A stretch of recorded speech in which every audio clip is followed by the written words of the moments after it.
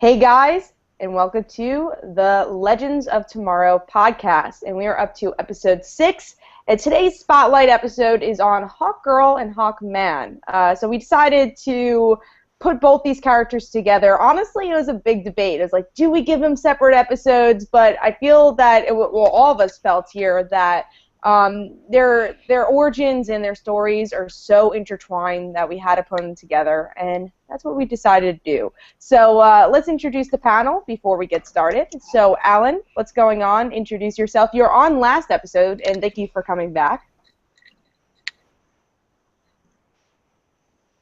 Hold on. He doesn't want to come back.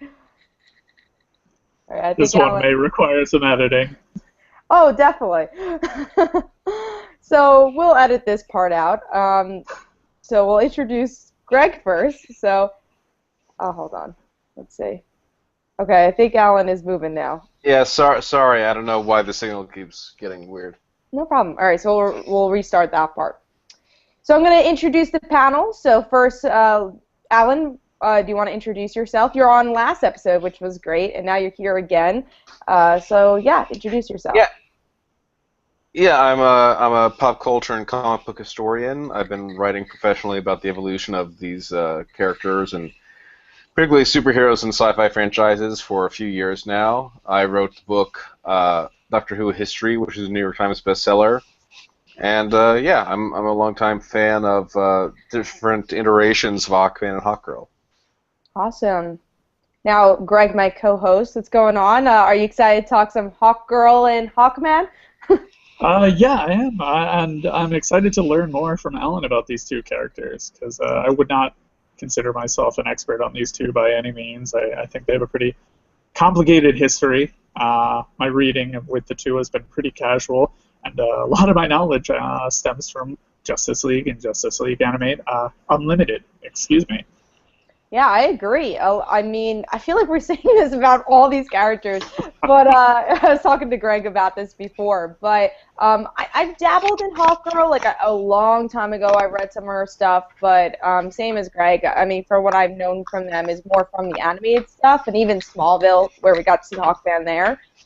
So yeah, let's start with our first topic, which is discussing the origins, kind of understanding who is Hawkgirl and Hawkman. So focusing on Kendra more because he's going to be the one focused on the television show. So I'm going to pass it along to Alan. Tell us a little bit about these characters. Well, the original... Here, let me adjust that. The original version of Hawkman and Hawkgirl showed up in 1940. And that was in Flash Comics 1. And the initial idea was... Carter and Shayera Hall, who had not met yet in that first story, but they would meet, and Carter Hall had these visions after finding this weapon that it had killed him in a former life, and he realized he was this Egyptian warrior prince, and he'd been reincarnated. Shayera Hall, not yet Shayera Hall, she was just Shayera Saunders then, was the reincarnation of his love. And so they wound up becoming Hawkman and Hawkgirl through a variety of circumstances. And then there were another couple, there was another version, and then in the Justice Society book that DC did in the late 90s, JSA, we met Kendra, who was evidently the niece of Speed Saunders, or the grandniece, who was, cousin. So she was related. She was related to Shayera, and she inherited the mantle of Hawkgirl. And then at a certain point, we were told that actually she was yet another reincarnation. And then through other adventures with the JSA, she wound up directly sort of resurrecting Carter. So the original Hawkman was back, and he hadn't really reincarnated. He had all his memories intact from the previous life he'd led. But Kendra didn't have those memories. Kendra was just like, what do you mean I used to be Shayera? That doesn't make sense. And so now you had a rift between them, between these two lovers who were meant to be together. And that around that time, they got their own series, and Jeff Johns really went into their history more and developed that idea that in between the original life in Ancient Egypt and that life in the 1940s of becoming superheroes, there had been all these other lives where they had met and fought evil together and often adopted the symbol of a hawk. So you have these two warriors who have constantly been fated to fall in love and fight evil together. And in the comics, this was explained by the various Hawkmen, Hawkgirls, Hawkwomen. They use something called nth metal, which originally was just said to be this anti-gravity metal, and that lets them fly. The wing harness causes directional control, but they could fly. I think we got a little pause. Let's see. Nth metal is the reason why their souls got linked and why they reincarnate. Alan, could you just repeat the last Sure. sentence, because you got cut, and I'll put it all together. So No yeah, problem. just the last sentence. So yeah, that first story said, hey, Carter and Shayera Hall are reincarnations of these two Egyptian people because Egyptian people reincarnate, and that's what happens. But Jeff Johns had the idea of, well, no, it's the metal that lets them fly, because the various Hawkmen, women, and Hawkgirls use this metal called nth metal, which initially was just said to defy gravity. And Jeff Johns came up with the idea of it has more uses, and it's psychoactive or psychoreactive, and that basically its energy, when they were both killed by an nth metal weapon, the emotions and their love for each other and everything mixed, and so that's what linked their souls and sort of bound their souls to Earth, and it's because of that they're constantly reincarnating over and over and over again. Very cool. Yeah, as you can see, it's a very dense history. Gregg, is there anything you want to add about this, or? Because I think, Alan, I think you pretty much said it all. I think that was very, you explained. I mean, it very well. there's the alien aspect out there, and you know the original Hawkman and Hawkgirl. This nth metal is seemingly a creation by Carter Hall later, and then later they retcon it as no, it's an alien ore that is brought to Earth, and it was originally called ninth metal, and then nth metal just sounded cooler. Cool. So yeah, that's kind of the history of Hawkgirl and Hawkman. But the next thing I wanted to cover is that aside from them having some badass maces, which a lot of people know about, especially for the cartoon, what else makes these characters unique? So I'm going to actually start with Gregg first. Why do you think these characters are unique? The whole reincarnation cycle, for me, makes it very interesting. Like I said earlier, I'm not that familiar with Shayera, aside from the animated work. But with Kendra, I think the dynamic she has with Carter is very interesting, especially since there's so much trauma early in her life, and it's someone trying to discover their own identity, while also trying to resolve such a terrible tragedy. Something happened with her parents. I'm not sure how much we want to give away, since I don't believe that much has been revealed about Kendra's story in Legends of Tomorrow, other than she's reincarnated and she's just recently discovering this. Yeah. But it seems like it may draw many parallels to the work that Jeff Johns co-wrote with someone else. I don't recall who the other writer was. But yeah, I think it's when people tend to think of Hawkman and Hawkgirl, based on my experience at least, they think of people who are just kind of brutes. They love to fight. But there's surprisingly rich emotion with the dynamic, and that's very appealing to me. Yeah, I agree. The reincarnation part is definitely the most interesting aspect of both those characters, and I think it's going to be interesting to play into Legends because of the time skipping and seeing their different versions of them, just like we talked about with Vandal Savage in the last episode. To see Hawkgirl and Hawkman's different versions is going to be really cool to see.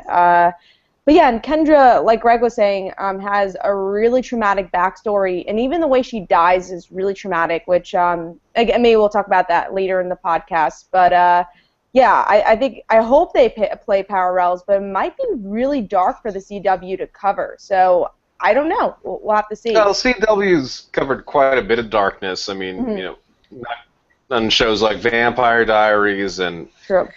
Pretty Little Liars, and I mean, in Arrow alone, you've got parents dying here and there, and drug problems, and Oliver for a little bit was sort of an altruistic murderer. So, I don't think they're going to shy away from certain dark themes. Very true. Very true. Alan, is there anything else you want to add of things that make these characters unique to you?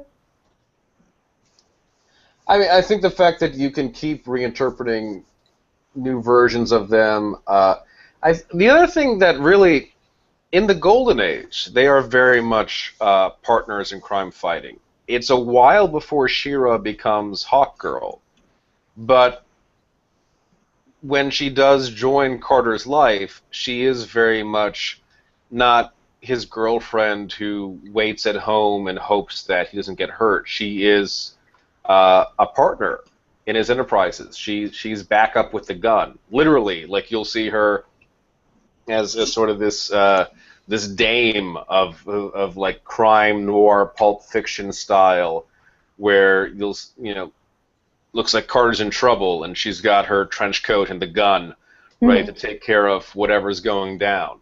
And she initially donned a costume sort of masquerade as Hawkman in one adventure, and then she became Hawkgirl. But the fact that you had this badass in a female character so early on in the Golden Age of comics is actually really interesting. And it's something that has maintained that Hawkman, Jeff Johns, when he brought Carter back into the modern day, and after establishing more of the reincarnation cycle and that they'd had many lives, he pushed for Hawkman to be more of this Conan the Barbarian in a superhero guy's role. Because if you read the old stuff, Hawkman's not really that savage, and any more so than any other hero who just isn't afraid to hit a bad guy. But he has these weapons that indicate he should be. So Jeff Johns just sort of pushed it into that direction. But yeah, Kendra and She-Ra, they're tough, but they're not really bloodthirsty. And that's another little fun thing of, like, although they're both very aggressive heroes at times, they have different levels of aggression, they approach the problems differently still. Also,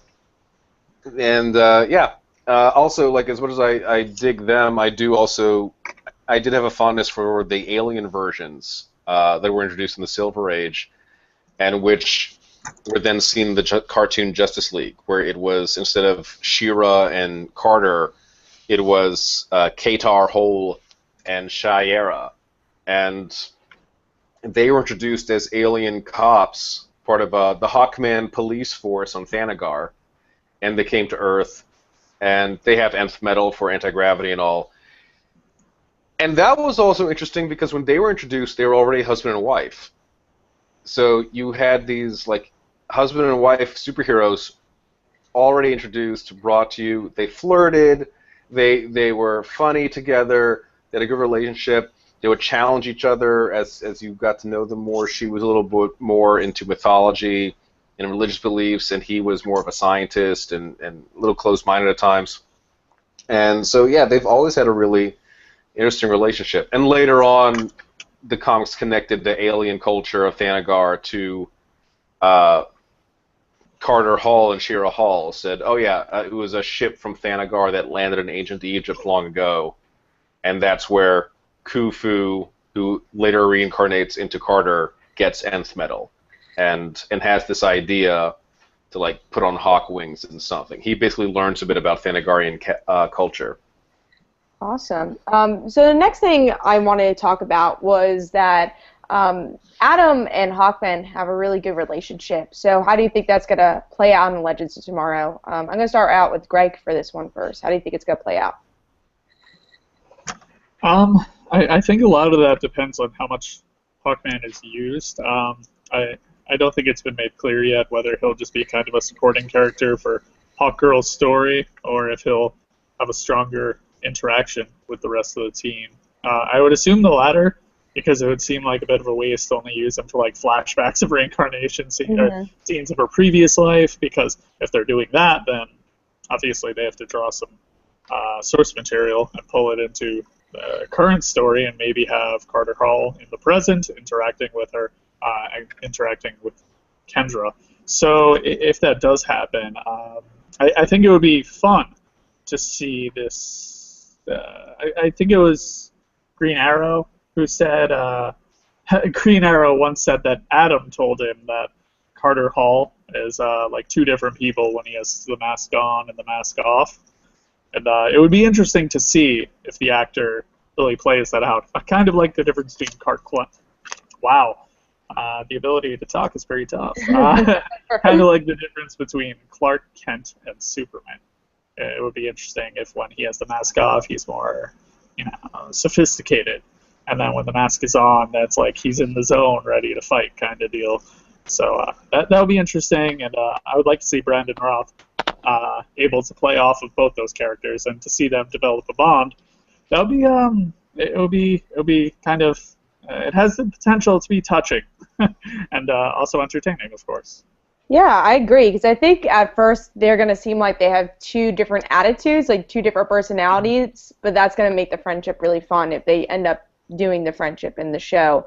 And I do think they're going to have Hawkman a lot on the show, because they did promote him to a series regular, and why give him money and more money to only be in a few episodes. So I think they're going to utilize him. Alan, how do you feel like he's going to interact with Adam in the show? I mean, the whole reason there's a relationship with Adam is they used to star in the same comic. So you had like an Atom story and a Hawkman and Hawkwoman story. And it was cute to have them both on the cover, and then sort of retroactively we've made more of a friendship between them. And in Justice League stories, it was really fun to always have Adam on his shoulder. When the Justice League are like flying into action, you would see Hawkman with his mace, and there's little Adam on his shoulder along for the ride. I think I would like to see there be a relationship. I don't know if there will be, because CW kind of creates their own relationships between certain heroes and stuff. But yeah, I'm curious how they're going to play it. The aspect of Carter becoming different people, again, that's more of a Jeff Johns idea, but it's taken hold of people, and I think it makes sense, because sort of like Batman, you have this totemic idea with Hawkman. Like he looks like he actually is sort of becoming an animal and almost doing like a shamanic rite when he's putting on this kind of a mask. So I think it totally makes sense to play with putting himself into a different role, or maybe when he puts on the mask, it makes it easier for him to fall back into how he was in his first life. I think that's an interesting idea to play with. Awesome. So let's go into that time of the show where we actually recommend comics for people to read for Hawkman and Hawkgirl. I think the biggest one that we've been already referencing a lot is the Jeff Johns run, which leads into a Hawkgirl series, so it gets a little confusing. This is comics, guys. So it starts out with the first 50 issues is Hawkman, and then like 50 to 60-something turns into Hawkgirl. So it's the only same 100 comic. issues to buy. It's very confusing. So pick those two up, and it's combined. Yeah, like Greg said, you could get both for a package of one. So that's something. So that's probably the biggest one that you should definitely pick up. And I'll probably cover some New 52 ones later. Another big arc, which I'm wearing the shirt today, if you're watching the video. If you're watching the podcast, then sorry you can't see the shirt. But Blackest Night and Brightest Day, they do play a part in, and of course that's fun because they are characters that reincarnate. Plays the Kendra story, and so you could check out both those two. But let's go to Alan. What are some books that you recommend?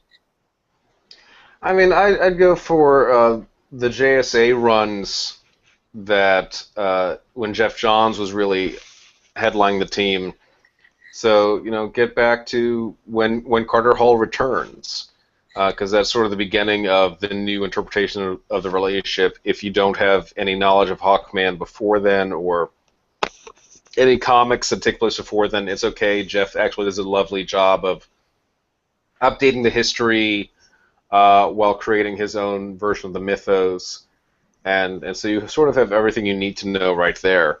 And yeah, and his main Hawkman series was great. The old Golden Age tales are pretty fun. So if you find the Archives edition of those first Hawkman stories with Shayera before she becomes Hawkgirl, I think that's pretty cool too. I would totally go for that. I think that's the strongest stuff before you start looking for individual JLA issues and everything. There are always a few fun, interesting, like individual stories here and there. There's also just sometimes fun scenes, like in the 70s when they started making Green Arrow more socially conscious and socially aware. They had a fun time of deciding that he and the Hawkman of the JLA, Katar, wouldn't get along because Katar is a cop, basically, and therefore part of the establishment. And later they adapted that for Carter and Green Arrow as well, that they tend to not get along. Like Carter is a little more conservative and sort of stuck in his ways, and Green Arrow sees him as sort of not moving with the times and looking at supervillains, but not social justice enemies that need to be taken down. So and unfortunately, right now I don't know if we can have the relationship because Ollie's not quite in that headspace. But a year from now, by the time Legends starts, or even who knows. Yeah, very true. Because this season it seems like they are going to go a bit more political in Arrow. So we will see in the next year what ends up happening. But Greg, do you have any comics you would like to recommend? One story with Green Arrow was going to be my first recommendation, since people listening to this probably are fans of the other CW shows. In the Jeff Johns run, issues 5 and 6, there is an uneasy alliance between Carter and Green Arrow as they're hunting down an archer who's assassinating people. And that also, it's a good read for preparing for Legends of Tomorrow as well, because that's dealing with early on in the Kendra-Carter dynamic, and Oliver kind of gives him some advice about how he should handle, trying to persuade Kendra that, hey, we're in love. You may not know it, but we are. Not exactly the smoothest way to approach someone or win them over. And yeah, so that's interesting. One issue that's just a quick cameo and not that flattering for Hawkman, but I enjoyed it, was Black Adam number 3. Hawkman attempts to stop Black Adam. And obviously Black Adam is immensely powerful. So the fight doesn't go that well for Hawkman, but you have to give him some respect for trying, and it's a good show of his determination. Also, if we were talking about Adam before, issues 8 and 32 of the 2002 Hawkman series they're both self-contained, amusing team-up stories. Oh, sorry, before I forget, I wrote it down just so I wouldn't forget it. Issues 13 and 14 of that Hawkman series, the 2002 one, that's also good for preparation for Legends of Tomorrow, because it's dealing with, trying not to give spoilers here, but a very emotional part of Kendra's story and how Hawkman helps her through it, and vice versa. Awesome. So go check out all those books pre-New 52. Now we're going to go into a little bit of the New 52. So some books some of them I've read, some of them I haven't. Savage Hawkman, I remember that was like one of the beginning New 52 books. It just didn't last that long, so you can read that. And then Future Zend he's in a little bit, but honestly he doesn't have a huge part in it, and I personally don't like the book that much, but if you really want to read some Hawkman in the New 52, read Future Zend. One of my favorite appearances of Hawkman in the New 52 was Justice League of America, especially the scene where Hawkman puts his mace down and Vibe just shifts over. It's a great panel. Just read the first, I think it's the first issue of Justice League of America, just for that panel. It's so good. I love it. And also, Hawkgirl, she's in Earth 2, so that's the series to read, and that is the big difference between Hawkman and Hawkgirl in the New 52, is that they don't interact with each other, because they're in different Earths. Well, also, So, the Justice League Hawkman in the New 52 is Katar Hole.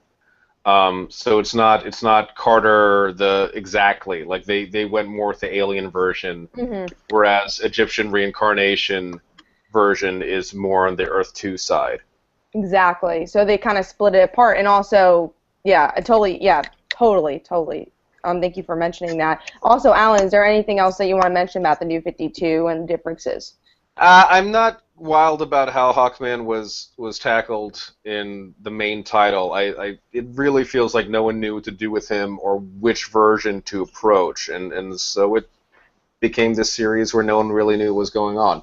On the flip side, Earth 2, they definitely knew what they were doing with Kendra, and so Kendra has been great in there, and I dig that she's a hero of color.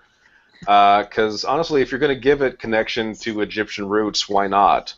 And I'm honestly surprised more than New 52 didn't diversify some of their familiar characters and reboot their races or genders as much as they could have parts of their origin.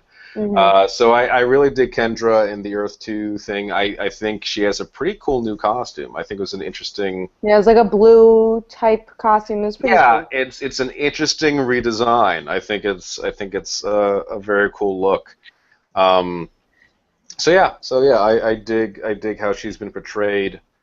The Earth 2 Kendra has been portrayed. I think she's very cool. Another recommendation I would say, it's Shayera, but it's a Hawkwoman, is the Elseworlds title, The Nail, which was an Elseworlds looking at a version of the DC universe where all the superheroes and villains that we know, for the most part, rose, but not Superman. And so you just see how certain things happen differently. And one thing is that Hawkman is gone, and Shayera is now in the Justice League alone, and she just has some great moments of heroism and of introspection there. Awesome. And now, Greg, do you have any thing you want to add about the New 52 versions of Hawkman and Hawkgirl? I have nothing insightful to add for that. My reading with New 52 Hawkman has been very scattered. And unfortunately, I did not follow Earth 2, even though Tom Taylor took over that title for, I believe, a dozen issues or so. Yeah, he's very good. That was probably the best in my opinion, was his run on Earth 2. Yeah, he's a very talented writer, so that did motivate me to check it out, but unfortunately not enough, especially when you're working with a limited budget. So. Awesome. So let's go into the next thing, which is our other media appearances of Hawkman and Hawkgirl. So we're going to talk especially about Justice League and Justice League Unlimited, and I'm going to pass this on to Greg because you're a huge fan of these shows. So what do you want to say about it? I think she was definitely a standout character in the two series. I mean, there's so many memorable things from the two shows. But what always comes to mind for me is the invasion of Earth. Well, yeah, it was technically an invasion, right? And the Star-Crossed three-parter. Yeah, I think that had a really solid emotional core to it, and it had all the action and fun you would expect and the one-liners. But then it also has this reveal with her character that's quite a stunner. And it also brings Jon Stewart into it a lot as well because they have such a strong bond, and that just really, really complicates things. And the love triangle is unfortunate for them, but very entertaining for us. Yeah, I think it's such a great show, first of all. If you haven't seen Justice League or Justice League Unlimited, we keep mentioning it because a lot of these heroes do appear on that show. And it just has a great arc for Hawkgirl, especially. And I think she's become more known because of the show, which is great. I know as my first introduction of her. Absolutely. So. Yeah, and Alan, do you have an opinion on these shows and their incarnations in these shows? Oh, yeah, I thought Justice League was fantastic for bringing her in. I did enjoy that it was Shayera, because I love Shayera. I think it's a shame they haven't really done a lot with her character, and I think it's a huge shame that in New 52, Shayera is just a villain who then wore a terrible costume and then sacrificed herself when she realized she was wrong, basically, and they just killed her off. And I thought that was a complete waste. But Justice League, another cool thing about her being on that team alongside Wonder Woman was you didn't just prevent the Smurfette trope from happening, where there's the one woman on the team. By having two women who are both often classified as warriors, you sort of kept either of them from being able narratively to fall into the stereotypical humorless woman warrior role. Like they had, because they're both such badasses, you had to define them differently in terms of their personality, and they both have a sense of humor, but they have a different sort of sense of humor, and they both like a good fight, but for different reasons.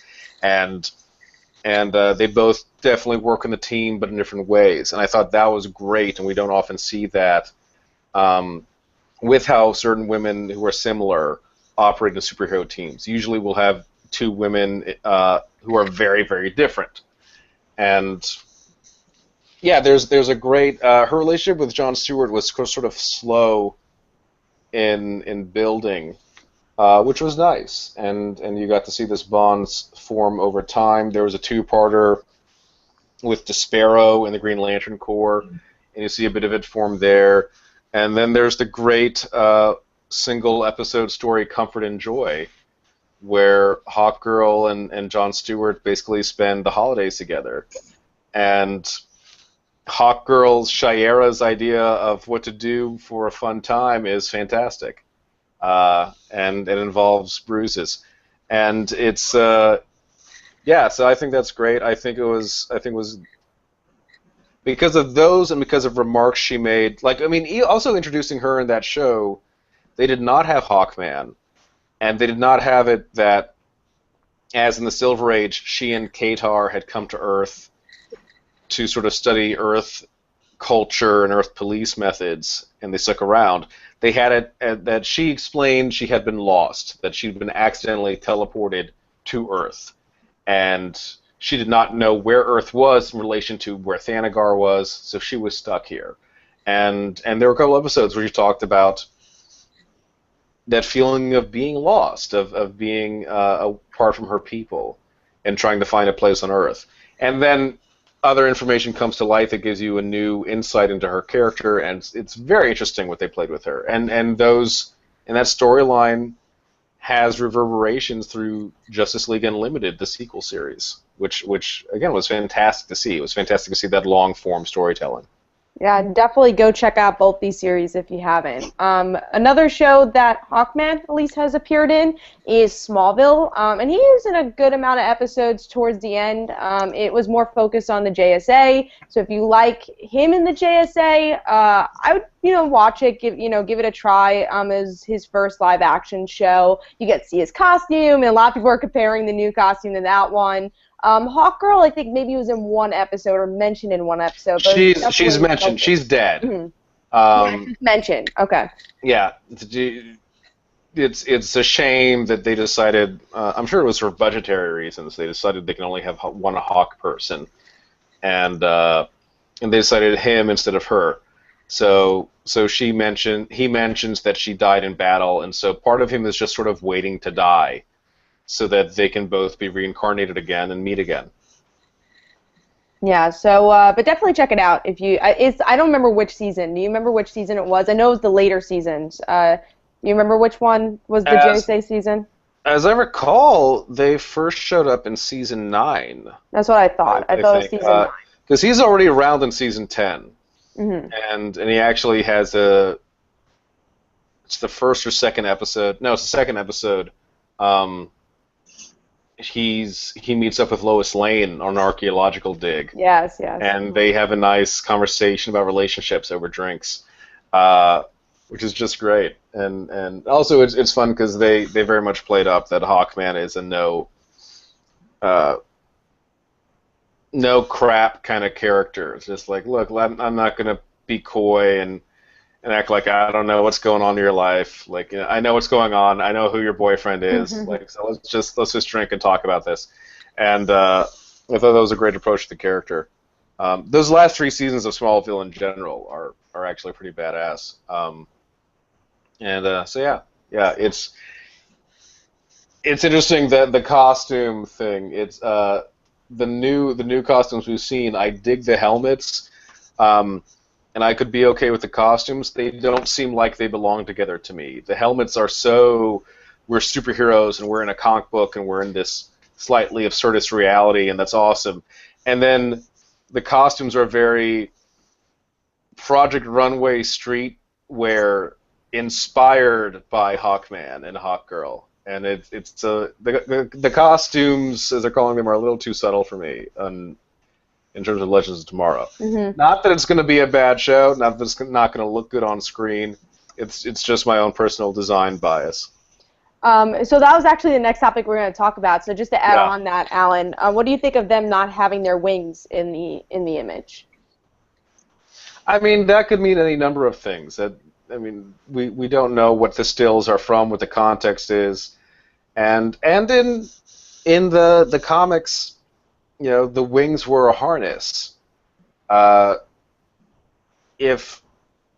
Which immediately is practically can be problematic because once you land at a place, what do you do with them? Because they can actually, if you're going to have the kinds of fights that we've seen on Arrow or even Flash, they could get in the way. They could really hamper you. They sort of cheated in Smallville that you never saw like a full-on battle, and usually he was at a distance when he's fighting someone, or you would just see like the hint of a battle or something. So I'm curious if these wings are going to telescope out, like if they can sort of fold and then retract onto their backs and sort of become portable and mini. I'm curious if we're going to see something like that. That did happen in one version of Hawkman in the 90s, where he actually no longer had nth metal on his belt and harness, and then these wings. He actually had nth metal wings attached to him, and then they would slowly shrink and retract into his back. Awesome. That'd be interesting if they end up doing that. I would really like to see that version. I think it does make sense. But Greg, what did you think about the costumes and the no wings? To be honest, it doesn't really excite me or anything. It doesn't do much for me. I think the helmets are fine. I do agree. The designs seem a little different. Kendra's helmet, around the eyes and the lower part, it could just be the lighting in the image, but it seems darker and almost like it doesn't have the same design going throughout there. The rest, it's serviceable. I mean, on screen I can see them fitting, standing by the other characters and blending in just fine, but I didn't see the image and then immediately, drop my jaw or anything along those lines.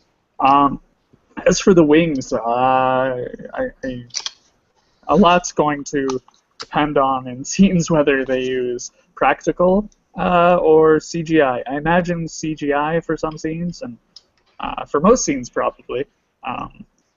It's just a matter of how it holds up compared to everything else. Given the fact that we're, watching a show where there's ice and fire guns, and a guy made of fire shooting energy blasts. I imagine, wings being observed while they're moving quickly won't look very silly. It'll just be a matter of, when they're landing or staying in place, how the quality of those wings will appear when the character is more stationary. I do think of one of the original reports about the casting, I think it was either TV Line or Deadline, it stood out to me because I think they said the character can call upon the abilities of, I don't believe, I've never had to pronounce the name before. Horus? Horus, thank you. The Hawk God. Yes, so maybe it's just a magical enhancement, I guess, where the wings will magically grow. Yeah, that's another cheat, because you can, in Justice League the cartoon, the Thanagarians have... On Alan. Pause. We get back. What he's going to say is worth the wait. Yes, it is. We'll find out. All right. Well, as Alan hopefully comes back to us. Okay, here we are. All right, here we go. We're back. Okay, so Alan, what were you saying? No, I was saying, again, there are different ways to do the wings. The comics traditionally, it's been this harness that he puts on, and which just somehow never knocks anything behind him when he's walking into a room, and you can cheat that in a cartoon and a comic book. When you're filming live action, no, it's going to knock crap around, and people are going to be very aware of it. In the cartoon Justice League, it's not a wing harness. Thanagarians have natural wings, but again, like you could easily say, like there are several superheroes, and including that version of Hawkman from the '90s, who were able to like grow their wings and then retract them into their body when they weren't in use. So I wouldn't be surprised if that happened here. If you actually made Kendra and Carter have functional wings that can extend and then retract. I mean, we've entered the full metahuman weirdness via Flash, where we have telepathic gorillas and people who run at superhuman speed. So, and people who will be able to shrink to like the size of a nanite. So, yeah, it wouldn't surprise me if that becomes the case here. If it's some sort of physical mutation, whether you blame it on genetics or magic, where the wings can show up and go away, and that way you have the best of both worlds. Right. With Arrow Season 4, they said it's going to focus a lot on magic and mysticism, and when there's also now reincarnation in the mix and Lazarus Pits, I mean, the ability to grow wings doesn't really seem that far-fetched. No, you've already got John Constantine showing up and a character coming back from the dead, so screw it. Yeah, it seems easy to swallow. Totally agree. And yeah, going back to the costume, my opinion, I liked it. I agree. It's not like, oh my god, it's Hawkgirl and Hawkman. But also, I just thought it's because I wasn't a huge Hawkgirl Hawkman fan, so I wasn't. But I guess it's also just like it's not that. I mean, wow. Yeah, that's another thing. To be fair, like they haven't had a lot of great costumes over the years. Yeah, so it's kind of hard. Yeah, I did dig the '90s costume they gave Shayera, where it was sort of like this black leather look, and that made sense for her to me, not so much for Hawkman. Hawkman's like that bare shirt look can kind of rock out, but then in live action, unless you really have Jason Momoa, especially if he's going to battle and he doesn't really have, usually most incarnations of him don't have real healing abilities, it's like he probably would have some body armor on him, at least like a leather tunic or something, just to keep knives or stuff from like immediately scratching him up. So yeah, reinterpreting the costumes, I'm totally for. These aren't striking me, but they're also not the worst thing I've seen on Hawkman and Hawkgirl. Yeah, I think it could work. We'll find out when we see it, hopefully in live action sooner than later, in a trailer or something. Yeah, but, they've had horrendous costumes before that are worse than these. Exactly. So at least it's kind of this middle ground thing. It's not horrible. Yeah, it is what it is. Yeah. Okay, so let's move on to the next thing, which is what do we think about Hawkgirl being on the team? Do you think it's a good fit? I personally think it's a great fit, especially with the time travel. We were talking about this before. It just makes sense with the characters that can reincarnate and have had other lives. It'd be kind of cool to see what they do with that. But let's go with Gregg first. What do you think about Hawkgirl being on the show? And do you think it fits this show? I agree with you. I think she's a great addition. I mean, we're dealing with time travel, and you have a character whose origin story the viewers need to learn about, and it can be a lot to delve into, and the ability to go back in time and potentially see these previous incarnations of the character could be very interesting, and you could see how the character develops throughout the whole season. I think it has the potential to be, not just very, very interesting, but also very fun and very moving as well. Yeah. Alan, do you have an opinion on that? I mean, I usually find Hawkgirl more interesting than Hawkman, so I was thrilled to have her be on the team, and yeah, once you introduce the time travel aspect, you have two options there where either other characters can then meet another version of her, and would you Yeah, use the yeah. same? Right. So, and would you use the same actress for that, or would you use a different actress? That's the decision to make.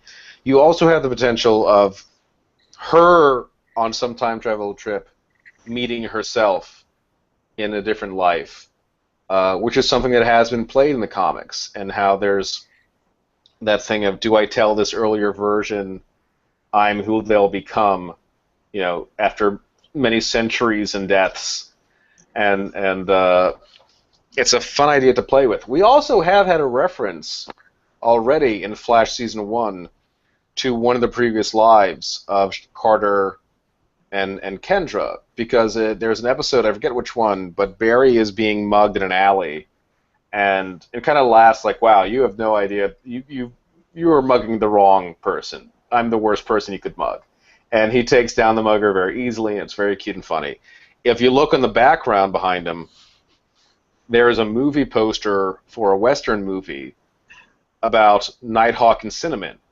And those were initially two Western heroes for DC Comics, but later, because he's got that hawk symbol on him, it was decided that first there was this idea that there was like a hawk god who chose different champions over the ages, and then Jeff Johns went, no, that's Carter and Shayera / Kendra in different lives over and over again. So Nighthawk is the Old West life of Carter, and Cinnamon, this redheaded gunslinger, is the Old West incarnation of Kendra. Yeah, and also from what you're saying, like maybe seeing the same actress play like the past and then the present version. Vampire Diaries has proven that you can have like more than pretty much 3 of them on the screen of the same actress. So I think that would be really cool to see, and also as an actor, really cool to play with. It's the Orphan Black scenario. If you can pull it off, if your actor has the chops to pull it off. In this case, you might not even want to go that extreme, because if it is the same soul, then certain characteristics would be similar, you would think, in a lot of narratives. That depends on just how they play it. But yeah, you've got a lot of potential there, and also God knows what that does for you as a person if you are meeting your past life versions. What does that tell you about your identity? Is that something that really reaffirms your identity of like, look, I'm such a badass, like in every life I am strong and I'm like this? Or does it kind of freak you out of, is there anything original in me? Am I actually learning anything in this life, or am I just repeating what I did in that life and in that life and that life? There are so many emotional reactions you can play with there. Yeah. So the next character we're going to talk about is Hawkman. So what do we expect for his character in Legends? I don't know. He's like kind of this factor I'm not sure about, because I think we will see him in the flashbacks, of course, but will he play a big role in the present? I think it'd be a good idea if we could see the process of reincarnation with him with this season, of like maybe a present reincarnation with Hawkman. So maybe we could see that. But Alan, what are you expecting with Hawkman? I mean, the fact that he seems like a late addition is interesting. I'm wondering if he's someone who's alive in the present and we'll meet alive in the past, and we'll meet him and like when the time travel trips to the past, but we don't know yet like where his present day incarnation is, and maybe that could be a quest for Kendra to go on. Yeah, like I said, I usually find Hawkgirl more interesting, but Hawkman's a fun character, so it'll be cool if you do have him show up. I also would like him to be sort of a hero of the past, because there is something really fun of him being this guy who was a reincarnation of an Egyptian warrior and fighting Nazis, or at least enemies of the past. There's something very cool about the DC universe having truly different generations of heroes. and it almost has like a Tolkien quality to it. Of these are the guys who fought during World War II, and these are the people who fought during this era, and these are the people who fought during the Old West, and this is the team that fought during the Dark Ages with Vandal Savage. And if you could tap into that, that could be really fun. And as we talked about last time, if you could have Vandal Savage recognize Hawkman and Hawkgirl are here again, how many lives are they going to have? How many times are they going to die for me to like later see them pop up in new faces years later? You know, I think that would be really fun to play with. Yeah. Greg, do you have an opinion on where you want to see Hawkman in the show? Aside from potentially popping up in the past, perhaps helping the team and, you know, a mission against Vandal Savage for the gazillionth time, presumably. I am not sure if he'll play that big of a role in the main narrative and the modern timeline, but I would like to see some inspiration from what Jeff Johns did with the character when he interacted with Kendra, when he was trying to kind of persuade her very bluntly that they're meant to be together. And it was obviously a lot for her to take in, and I think that could produce a stronger character arc for her. But I guess we'll just have to wait and see. Well, and with Jeff being such a strong force in the CW shows, I don't think we're going to be that far off in seeing a very Jeff Johns take on the Hawkman, Hawkgirl mythos. Yeah, definitely. So we were talking about reincarnations before. So the question is, do you think one of them, Hawkgirl or Hawkman, will die to show the reincarnation on the show? I mentioned this before when I was talking about Hawkman. I think it'd be cool to kind of see, the reincarnation process with Hawkgirl and Hawkman. I think it'd be Hawkman. I don't think we'll see Hawkgirl die, but you never know with these type of shows. DC and DC TV can do anything and make our draw drop. So let's go to Alan. Do you think we're going to see the reincarnation stuff with the show? Yeah, and it's sort of why I think he's probably going to be of a past era. Because you can then have him die, and you can have someone know, okay, so, but he died, this version of him was born in like 1920, and technically died, in 1945 or 1956 or whatever, just early enough that you can then tell Kendra, so he's probably not only reincarnated now, but also an adult. You can go out there and find him again, and maybe remind him who he is, just as he's now reminded you who you are.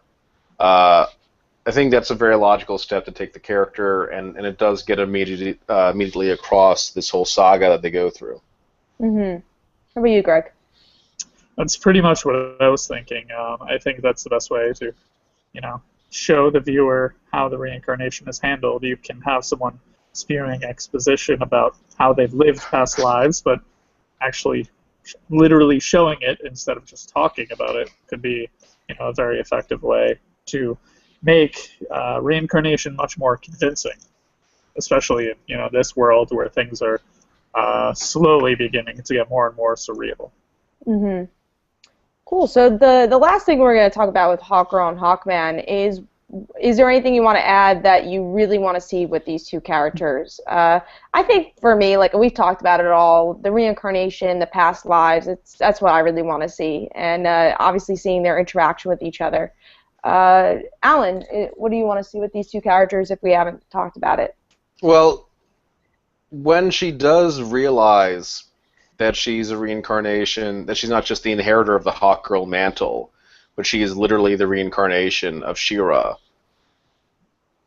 Kendra was freaked out about that at first in the comics, and then sort of decided, you know what, I realized that I have this past and all that jazz, but I'm not going to do certain things just because it's destiny.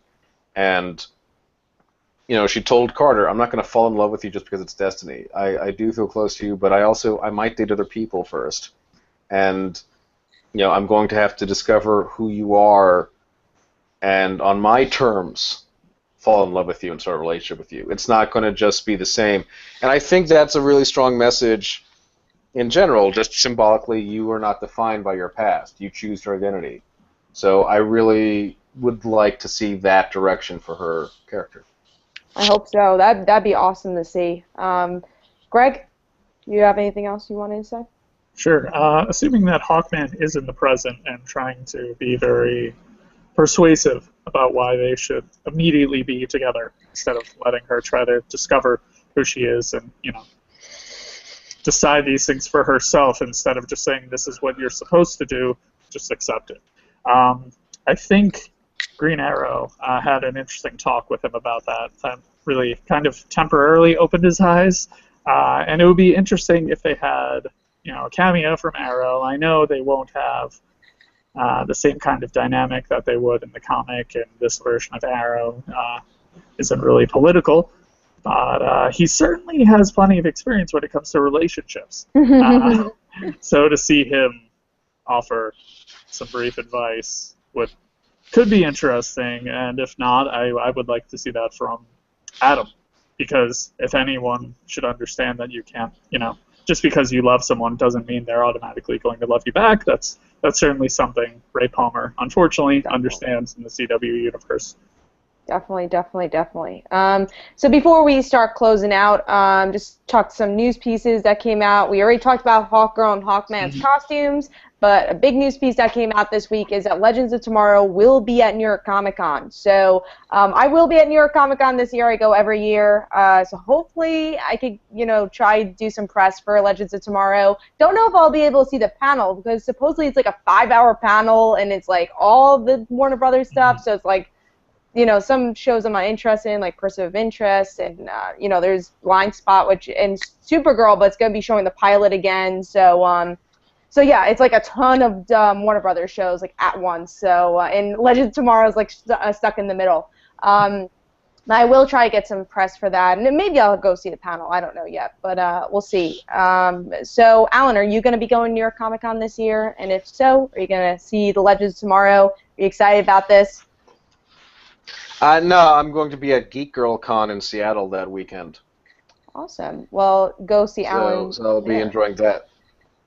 Yeah, Geek Girl Con's a great time. I'll be selling books and signing books, and I'll be on a number of panels.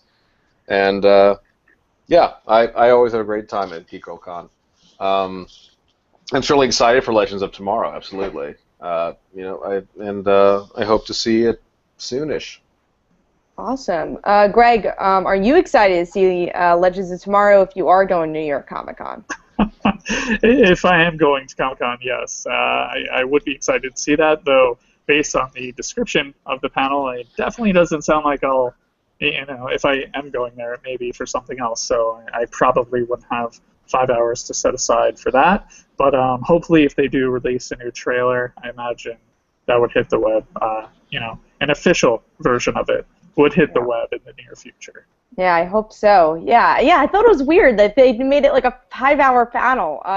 It was very weird, but they ended up doing that. And I mean, I'm sure you can go in and out, but you don't know exactly what time each one starts. It's just right. It was weird. So, but that's there. Just want to mention that because that was kind of big Legends of Tomorrow news. But let's go and wrap up the show. Let's see what's coming up for everybody for the week, and then we'll plug in all the Legends of Tomorrow stuff you can find. So, Alan, what is coming up for you? Anything you want to plug? I'm still hosting the Crazy Sexy Geeks podcast. We have some upcoming episodes on Doctor Who, a little primer if you don't know how to get into that show, and a great talk between myself and Rebecca Theodore of Forbes on superheroes of color, and also a talk with a neuroscientist and psychologist about Wonder Woman, and Phil Jimenez about Wonder Woman. So yeah, all of that is coming down the pike on Crazy Sexy Geeks, available on iTunes, Stitcher, SoundCloud. And other than that, you can also find me at Geek Girl Con in October. I'll also be on a few panels at Comikaze at the end of October in LA. And I am signing books at Mysterious Galaxy in November in San Diego. Very cool. For me, you could check out, my YouTube channel, Comic Uno. Check out my group YouTube channel, Comic Frontline. Also, I have my issue 2 for Like Father, Like Daughter, my comic, going on a Kickstarter, so you could check that out. That's pretty much all the big news. Follow me on Twitter and Facebook. All the links are in the description for all of that. So, Greg, is there anything that you want to plug this week? Nothing out of the ordinary. I continue to write for Screen Rant, just about movies, television, and video games, often about stuff covering the comic book genre. And it was recently announced that the DC TV Podcasts is now creating a DC Movies podcast. I will be co-hosting that with Rose Moore and Chris. Do you recall how to pronounce his last name? I'll probably pronounce it wrong. So Chris D. Chris, sure, we'll settle for that. Sorry, Chris. I love you. So the Twitter handle for that is just simply at DC Movies Podcast. So please keep an eye on that, and hopefully we will have episode 0 up in the next few weeks. Yeah, so go check that out. I'm really excited to listen to that podcast. And Greg, you want to plug in our stuff for our podcast? Sure. Let me just find all the relevant information. Okay, time to get pluggy with it. You can like us on Facebook at facebook.com/Legends of Tomorrow Podcast. You can follow us on Twitter at Legends_podcast. If you have any questions or comments, please feel free to email us at the Legends of Tomorrow Podcast at gmail.com. Also, please remember to subscribe on iTunes, Stitcher Radio, and YouTube. If you are listening, please remember to give us a review. We look forward to your feedback. And if you love other DC shows, then check out DCTVpodcasts.com. That is a lot of plugs. Hope you enjoyed them. Yes, hopefully you did. And hopefully you enjoyed the show, guys. This is the Legends of Tomorrow podcast. And we will see you guys soon.